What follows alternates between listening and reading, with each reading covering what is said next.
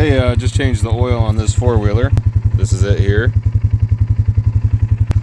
And yeah, about to go test it out.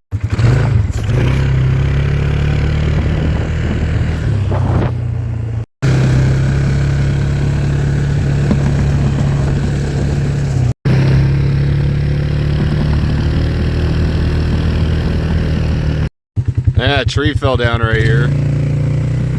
And I'm not that much of a four-wheeler driver. I'm just gonna turn around on this trail here. I was hoping to get some cool footage of that, but I guess we gotta deal with the tree first.